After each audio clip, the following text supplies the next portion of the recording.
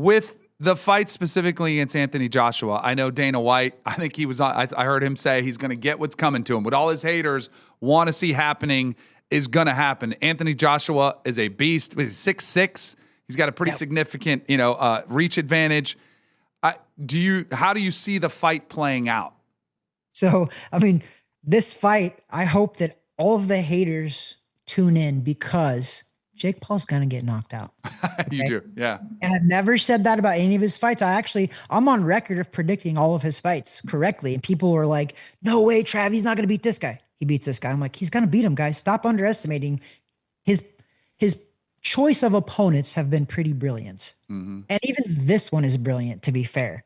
He's fighting a bona fide guy. He's fighting a guy who's a former world champion. He's fighting a guy who's 6'6", 240 something pounds and can fight, who just had the title, lost it to Usyk, who everybody claimed Usyk's the best in the world, right? Mm-hmm. This guy lost 2 decisions to Usyk. He's legit. He's not a retired Mike Tyson. Anthony Joshua is as legit as it gets, period. So the fact that Jake Paul's fighting him, man, I'm props. Like, he gets all props from me because he's going to give everybody what they want to see. They're going to see him get knocked out. But I think what Jake Paul's doing is brilliant because he's buying respect. He's going to get respect from us fighters, even more so because we're like, bro, he's fighting Anthony Joshua. Like, good for him. And I'm going to run something by you that you probably didn't know. So this is Jake Paul's 14th pro fight, right? Mm-hmm. Floyd Mayweather fought a guy named Sam Gerard in his 14th pro fight. Canelo Alvarez fought a guy named Cristiano Solano. Terrence Crawford fought a guy named Derek Campos. Okay. Manny Pacquiao fought a guy named Sammy Scuff. Ali fought a guy named Billy Daniels. Have you ever heard of those guys? Nope. Jake Paul's fighting Anthony Joshua in his 14th pro fight. It doesn't get better than that. I can't believe he got it. Right.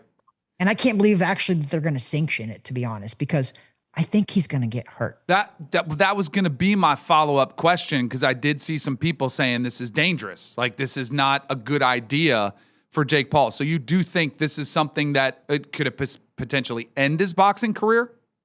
I don't think it ends it. I don't think he gets that serious there because he is smart enough. He does understand the seriousness of this. So I think he's going to try his best not to get knocked out, but Anthony Joshua is good. You saw what he did to Ngannou. So he's good. He is. He knocked out Ngannou, who's a 6'4", 265-pound guy. I don't think he gets seriously, and I hope not, right? Like, I never want that from anybody. Even if guys I don't like, I don't want that. I think he does get hurt temporarily where I think he does question the rest of his career. But Jake Paul knows how to make money. Yeah. I don't think he's going to go out on a knockout, a brutal one, because I think this one could be brutal. I do. I think that if his corner has any kind of compassion, they're going to throw the towel in. Hopefully he doesn't get knocked out, but he's getting beat. I promise you guys. And if he doesn't, I'll finally jump on the conspiracy train. I have not been on the conspiracy train for any of Jake Paul's fights. I believe they've all been real. Legit. And they have. It was a 60-year-old Tyson. What do you guys expect? But it's real. But if somehow he beats this guy, I'm on that fixed train. I promise you, because there's no chance. It's going to do some serious numbers too on Netflix. I wonder how the stream works, because I know they've had issues with other mega events. I'll be very curious to see how, but there are going to be some numbers for that one. What's the fights that are going on this weekend? I know you said there's a pretty good card this weekend. Share with me, tell me who's fighting this weekend and why I should watch. You got David Benavidez fighting Anthony Yarde. David Benavidez is undefeated. He trains out of Miami, actually, at the Boxer Gym in Miami. This guy's huge because Riyadh season, it's over in Riyadh, Saudi Arabia. They're buying everything. Yeah. But Canelo Alvarez has supposedly been ducking David Benavidez. And I don't know if he's ducked him, but he should have fought him. That's how good David Benavidez is. He's undefeated. He's a great fight. He's fighting Anthony Yarde, which is a great fight, and he should. But what's kind of cool about that is there's another interesting stat. The combined record of the main event, the combined record of the whole card is 235 wins and only 4 losses. Wow. That's opponents and everything. There's so many undefeated guys fighting each other. David Benavidez is undefeated. He's fighting a guy with 3 losses.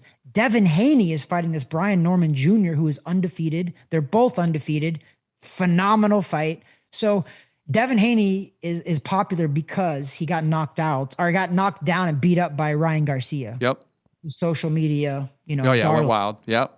So And that fight got overturned because he tested positive. So Devin Haney's kind of on his comeback trail as well, but he's meeting up against a guy like Brian Norman Jr., which is big for boxing. It's going to be an interesting fight. And if you have spare time, watch it. I promise you, it's going to be a good card because the guy from Riyadh, Saudi Arabia is paying for fights. He wants good fights and he won't buy the fights unless they're good. And that's what he's got out there.